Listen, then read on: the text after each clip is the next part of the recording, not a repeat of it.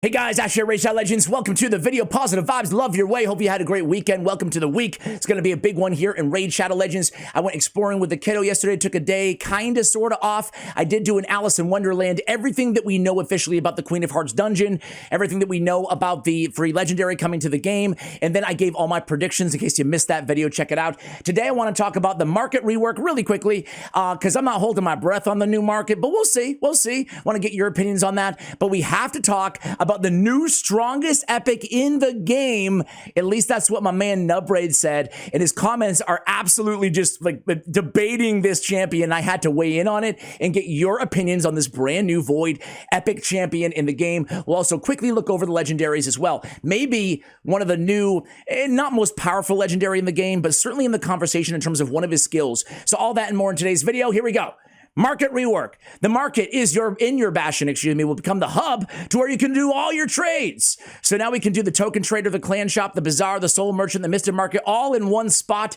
Sign me up. That's awesome. Even the clan shop, I forget about the clan shop. Like every week, I'm like, oh yeah, the clan shop, you know? I don't know about you guys, but the same thing with like half the other markets. Now it's all going to be aggregated and consolidated into one area of the game. Sign me up. Sign me up. On top of that, you'll get fined rank 6 gear. Well, how good? How good is it? Second, some of the existing sets you'll be able to obtain, the dungeons will become available in the market. So yes, another reason that dungeons are pretty much meaningless in the game, or they're becoming less and less relevant at the very least every day with all these busted sets in every other area of the game. I personally think I'll probably make a whole video about this. So I'll put a pin in it for now. Third, we'll start featuring epic and legendary gear more often. The more you progress, the better artifacts you'll get. At some point, you'll even stop receiving common and uncommon gear among the market offers. There we go. Hey, it's about like 4.5 years late, but at least we're getting it. All right, I want to get right to the good stuff here. Here she is, the new Void best epic in the game. Oh man, do you guys agree with that statement or disagree? Again, that's what Nubraid said. We're gonna take a quick look at his comments though, because people are having hot debates over this. Epic Void support Knight's Revenant. She looks pretty cool. It's Dawn Caller Sabbatha. Her A1 Dawn Spear attacks one enemy, heals the ally with lowest HP by 10% of this champion's max HP. Really good heal based on her HP, considering it's attached to her A1 ability. On ally attacks, on counterattacks, you'll still get that great heal on the ally with lowest HP. Okay, on the A2, Fortifying Ray. It's a 3-turn cooldown with increased defense and increased attack. I want to say, I haven't scoured the database, but I want to say she's the only epic in the game to have this ability on a 3-turn cooldown. What is it? Gizkar the Sigiled has it on a 4-turn when booked. She'll have it on a 3-turn when booked. The only thing that makes that like not amazing, as special as it might otherwise be, is that everybody eventually will get Mithrala, and she's obviously going to be, you know, the go-to, and she has the same ability on her A2 plus Hex. But looking at her in a vacuum, I mean, that's an incredibly good ability, right? It's to the increased defense, increased attack, not only survivability, but also the damage buff that all your damage dealers need, whether they're attack or defense based, right? On one 3-turn cooldown, that's really, really valuable to have that ticked off, as well as a revive ticked off, right? After A3, Shimmer of Life. It's a 4-turn cooldown, single target revive. However, they get a 25% HP with block damage for 2 turns. Really strong, having block damage for 2 turns. The 100% turn meter. Oof. That's another very unique thing for an epic champion to have. It is a 4-turn cooldown, but it's a 100% turn meter. That's really nasty with block damage on them for 2 turns. They get in a turn immediately. And then the Rising Fate passive. That's right, we're not done yet. Rising Fate. Whenever this champion revives an ally, decrease the cooldowns of one of this champion's skills by 1 turn. Pretty cool. It could be the Shimmer of Life ability, getting back to the revive in a 3-turn, or it could be the increased attack and increased defense. Those are the only 2 active skills that have cooldowns, obviously. So it's going to go to one of those. So it's going to help your uptime. You have 2 turns with that block damage to get back to the increased defense for extra survivability or extra heal off the A1. So it actually kind of synergizes very nicely with the rest of her kit. She has HP in all battles by 25%. So there she is, a support reviver, a unique set of buffs with a unique cooldown, some heals, and an interesting passive. Do you guys think she's in the conversation? If not the best, is she in the top 5, top 10? Let's take a quick look at the comments before we go into the legendary. So my man Nubraids calls her the new best epic in the game, and Faction Unity champ revealed. Okay, so bold statement. First of all, Nub Raids, one of the most respected dudes, one of my favorite guys to watch in the community. And this guy probably has forgotten more about Raid than I know after 5 years in playing. He's probably forgotten in the last 24 hours. So some of the comments are really divided on this one, though. I'm going to give you my opinion after we read the comments. Clickbait, in no world is this Epic better than Geomancer, says Ripe Banana. Or Rip It, sure, why not? Epic is good. Wouldn't say top 10, though. If it was AoE Revive, then yeah, probably top 3. If the Revive was AoE, not only would it be the best epic in the game, it would be the best Reviver, regardless of rarity. In some situations, blah, blah, blah, they're going back and forth here. What else do we got? Best epic in the game, good joke. Raglan looks better, and she's a Void Legendary, though. And she is out of meta, and only a few people use her. You also have Timothy Parker, a card-carrying member of the Tagore fan club. I'm treasurer and president, MVP. I like Tagore as my favorite epic Reviver. Thank you very much. And then Mentos says, they're good. What is the Mentos? Is it, they're good? They're good, Ash? How about stay fresh? Stay fresh. Yes, I cut just to Google that. Stay fresh. Mentos says, this epic is better than 70% of the Legos in the game.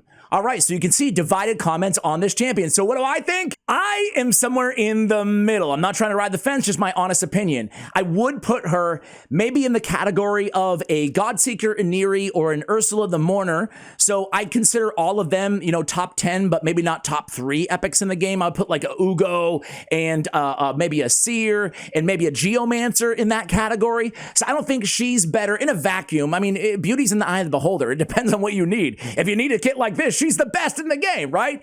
So I would put her probably towards the bottom half of the top 10 or around the top 15, maybe in that like 10 to 15 range. I have a top 40 epics in the game ranked video, and I think I put Iniri and Ursula around like the 9 to 12 mark. I'd put her somewhere in that realm because she instantly becomes a very intriguing single target reviver in the same way that Godseeker Iniri is. I'm not saying she's better or worse, she's quite different. Again, she is unique with that passive, as well as the 100% turn meter, as well as the increased defense, increased attack. So I put her as one of the 4 best epic revivers in the game with Tagore, Godseeker, Sabitha, and Ursula. So that's my opinion. Now I want to talk about the Unity Champion really quickly here. He is the new Unity Champion for Knights Revenant, my favorite faction in the game, so I had to talk about this dude. He has a weaken on the A1, can't be resisted if the champion, if the target has attacked this champion before this turn. This guy's very interesting. I want to see what he looks like in terms of like his actual aesthetics in the game, because he looks like he might be like super badass. I think all the Knights Revenant champions look really cool, but this A2 ability is in contention. I agree with Nubs on this one too.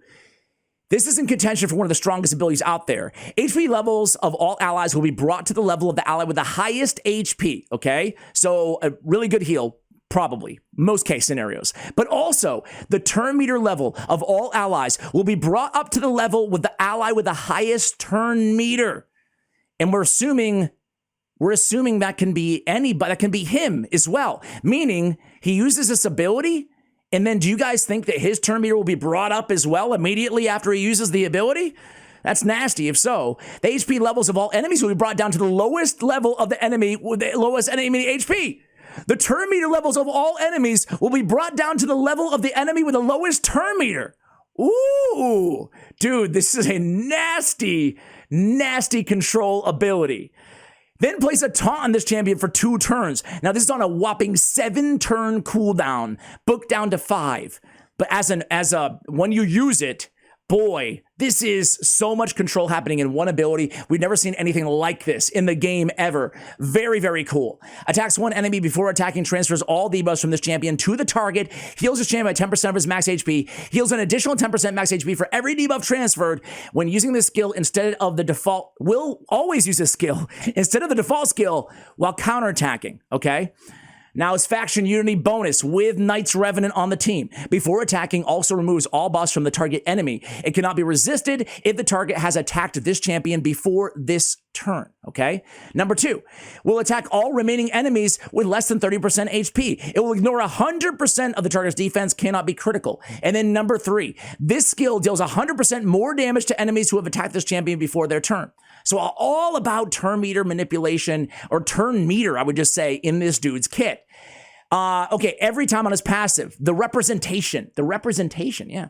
Every time this champion loses 25% HP or more from a single hit, plays a block damage on this champion. Oh my God. Is this going to be the event dungeon? Is this guy's going to be tied in anyway with the event dungeon? It's going to be so annoying if so. Nice Revenant Unity. Probably not, though. Maybe? Probably not. Maybe. Nice Revenant Unity. When attacked, has a 15% chance of placing a true fear on the attacker, cannot be resisted. That's one faction ally. 2 faction allies. Ignore defense effects against this champion are decreased by 100%. Oof. And then faction number 3, 3 allies. When attacked, 20% chance of activating an instant turn effect on this champion. Every time he's attacked, occurs once per skill. Oh my word. Oh my word. And Nice Revenant is one of the strong. He's a defense-based champion, so he's already tanky, right? Nice Revenant is already one of the strongest factions in the game, in my opinion, if not in contention of being the strongest. So think of all the combos. If you ever get this dude, and I'm not going to hold my breath, man. I'm not going to hold my breath. I think I set myself with the whole no spend January. I think I'm already worried about this fusion because, like, I know this is life for all the free-to-play channels out there. Shout out to Cole Red. Shout out to Boozer. But, like, it's going to be my first, like, personally, my first free-to-play fusion, whatever this is, Cheshire Cat, Mad Hatter, or whatever, because I'm not spending this month. So we'll see how that goes. It'll just be a new experience for me. Anyway, guys, much love. Tell me what you think of this epic and this legendary. Let me know in the comments below. Check out Nub's video. I'll have it linked for you guys in the description below. Much love, and as always, take care, guys.